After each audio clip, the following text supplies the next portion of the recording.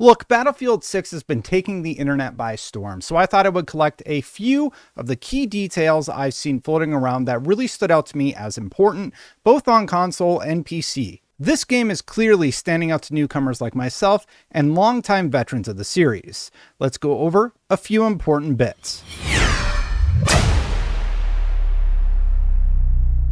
As you may have noticed, not every single piece of geometry is destructible. The creators discussed this, saying it would just change the overall layout of the map too drastically, and you need to have some predictability as to how a match will play out. Having seen it in action and had my sniper perch literally taken out from below me, I can attest to the fact that this doesn't really slow down the action. But it does make sense as to why you wouldn't want the opposing team leveling the entire playing field only to let it be a sniper fest. So far, the balance is looking good. EA exec VP Vince Zampella actually commented on this in an interview with PC Games Then.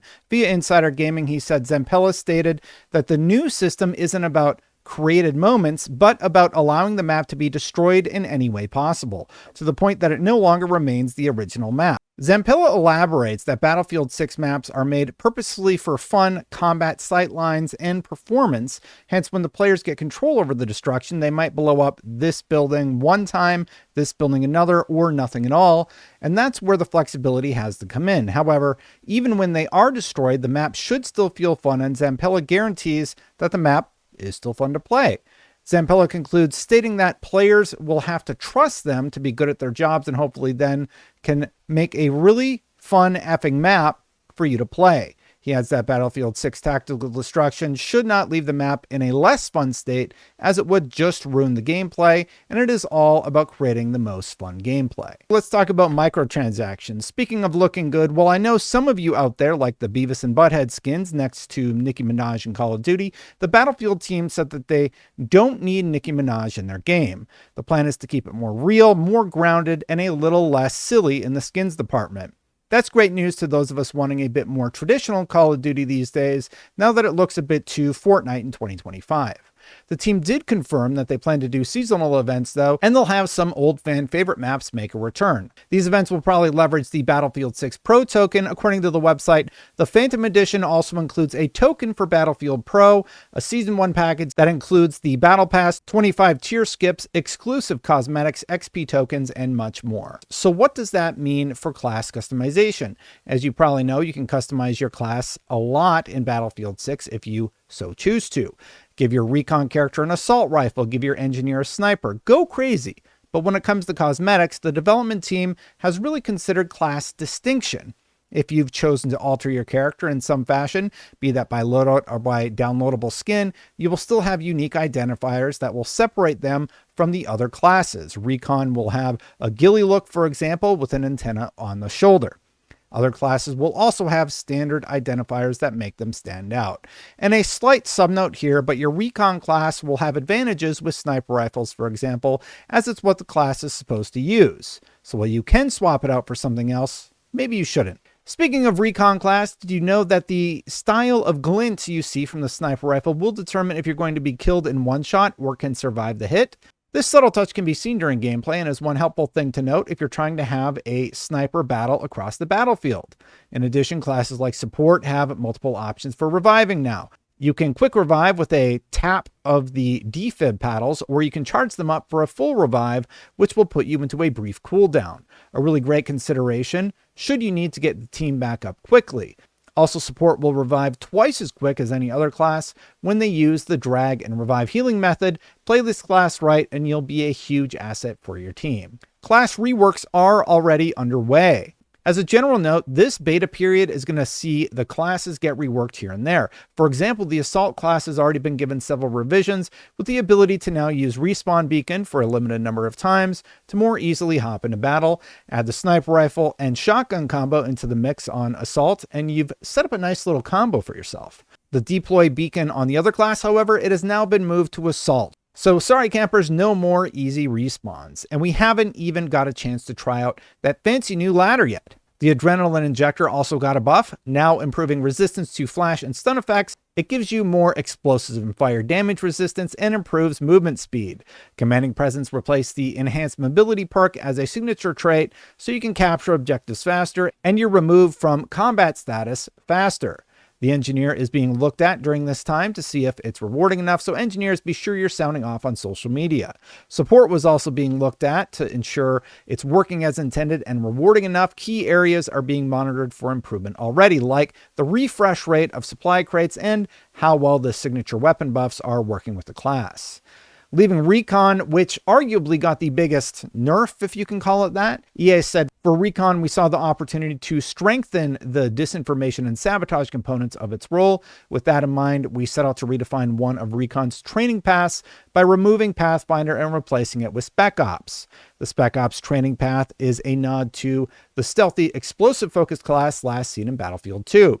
The training will feature the following: Spec Ops 0, your base class training, available from the start and allows quicker takedowns, crouch, and prone movement. Spec Ops 1, spots nearby enemy gadgets, except when sprinting. Spec Ops 2, going prone takes you out of combat much more quickly and removes the spot on self, so no respawn beacon, but admittedly that Spec Ops 2 perk sounds pretty useful in battle. In addition, the Recon class features an active ability at level 3 that lets you call in a UAV to a marked position for passive spotting, further enhancing your squad's situational awareness. EA said together with the Recon signature trait, aim spotting, which automatically spots enemies while you're aiming down sights, you'll be fully equipped to play out the intelligence and counterintelligence role to its full potential. Closed weapon playlist. After hearing from a lot of players that they didn't love Assault having access to snipers and classes being able to swap around their loadouts, EA took it to heart and revealed that they'd be adding a closed weapon playlist to support different play styles. We're developing functionality that allows you to choose between closed and open weapon modes, starting with the open beta. We're starting with a closed weapon conquest playlist in beta. You'll earn full XP progression in this mode, giving you the freedom to play your way. A nice touch. Signature weapons, weapons that are meant to be played on certain classes, will now also get a bit of a buff. EA said selecting a weapon that aligns with your class now grants exclusive advantages for that weapon that no other classes will benefit from. For example, no other class will be able to utilize a sniper rifle as effectively as Recon. The new Portal uses Godot. Portal is back and everyone is talking about it. Why? Because it appears that you'll be able to use a custom version of the Godot engine for your creations. Ever wanted to make a dream map a reality? Now you can. And having this in Battlefield 6 is going to be a game changer in my opinion. Sure, they showed their goofy creations, but I'm even more excited to see the legitimate maps the community falls in love with. And yes, that does include the sure-to-be penis-shaped ones too. Beyond the multiplayer opportunities, I'm especially excited to see what kind of single-player type experiences are built. Huge news for PC players, as the EA app will not be required to play Battlefield 6 if you purchase the game on Steam. You can simply buy the game on Steam and you're good to go. No need to connect to any other platforms. Anti-cheat. Anti-cheat is also a huge focus for the team. They are working to ensure that they have a fun and fair experience against other players.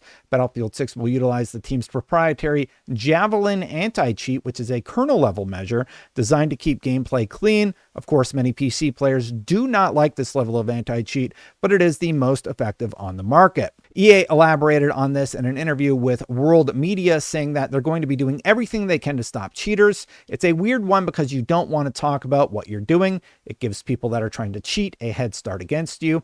It's a huge thing in the industry in gaming. It's a constant arms race that we're always putting a lot of effort into. Know that. It's something that we would stamp out completely if we could. It's just an arms race. To the day we die, we will be fighting it. Now, about that server browser, they did hint that they're working on something that should make fans happy, but while there isn't a server browser currently, the team is taking feedback to add one in the near future. Alexia asked fans for more about why they like this feature in the following post, saying, "I'm going to talk about our server browser later today, but first I want to understand everyone's reasons for wanting a server browser so I can make sure I explain what we're doing effectively. What is it about a server browser that's important to you? So while we don't have a clear picture of what it'll look like, it's clear that they're working on something." Skill-based matchmaking. That's right. Matchmaking will be skill-based and will focus on ping, player location, server ability, and some skill factor. So it will be skill-based matchmaking, which is a relief for me, as getting stomped during the event clearly showcased that I need some practice in the field. The battlefield. Moving on. Console crossplay. Console players love to play against other console players, but in the case of Battlefield 6, that works a touch differently. If you are on console, the game will first attempt to match you with other players on console before expanding its reach and eventually including PC players. Specifically, they said if you keep crossplay on, EA says they are working to ensure console players get matched against other console players and will only add PC players if there is a need to fill in lobbies. But there's also mouse and keyboard on console, so that's an interesting decision for console players because Battlefield 6 will support keyboard and mouse control inputs on console. That was confirmed by Alexia on X, but it does leave me wondering how console crossplay will work if you're just able to plug in a keyboard and mouse to your console anyway. If you've seen any EA comments about this, let me know about it in the comments. Console performance options, you know what always makes me happy? Higher frame rates. And on console, you're going to have a lot of options in that respect. On PlayStation 5, you'll be able to choose between 60 FPS in performance mode on the base PS5, and on the PlayStation 5 Pro, you'll even have more options to push your console to the limit. All console platforms will have a 60 FPS target, with the lowest skew, the Xbox Series S, having a high FPS option to choose. Speaking of console, you may not need to free up too much space for the beta if you haven't already pre-installed, because it's only 33 gigabytes on PlayStation and 37 gigabytes on Xbox. That is a really well optimized game, in terms of size anyway, if you ask me, and it's much smaller than fans were expecting. PC, on the other hand, is a tad larger, coming in at 55 gigabytes with a recommended 80 gigs of storage free. The Battle Royale mode is coming, and it's going to be free. Battlefield 6 will have a free-to-play Battle Royale mode. While we don't know much about the game, called Gauntlet, it is coming to Battlefield Labs in the next few weeks and will be completely free for all to play. This is a massive win, and while we don't know much about it, we do know the Ring of Fire mechanic will return and push you towards the center, and we got a cool tease of whatever this location may be. So even after launch, you'll be able to hop in at no additional cost, a very smart way for EA to get people to try out the game, in my opinion. At launch, Battlefield 6 will have 9 maps and 8 modes in total, with the new escalation mode being one of them.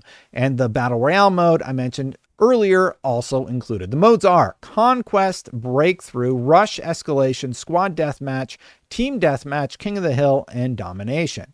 The maps are Liberation Peak, Empire State, New Sobek City, Manhattan Bridge, Iberian Offensive, Merak Valley, Siege of Cairo, Saints Quarter, and Operation Firestorm. Anyway, those are the key details I found about Battlefield 6 going into this exciting beta weekend. If you like this video, for the love of everything holy, hit that like button because I would love to make more Battlefield content for y'all. The support you showed on my preview was amazing, so I decided to give this a shot as well. And if I missed anything, let everyone know in the comments so we can keep track and update in the future.